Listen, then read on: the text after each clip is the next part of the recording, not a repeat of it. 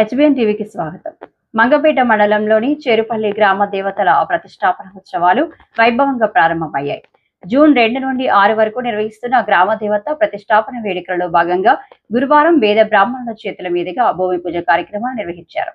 వేద మంత్రోచ్చరణ మధ్య గణపతి పూజతో ఆరంభించి వైభవపేతంగా భూమి పూజ చేశారు. ఈ వేడుకల్లో గ్రామ ప్రజలు, గ్రామ పెద్దలు అధిక సంఖ్యలో పాల్గొన్నారు.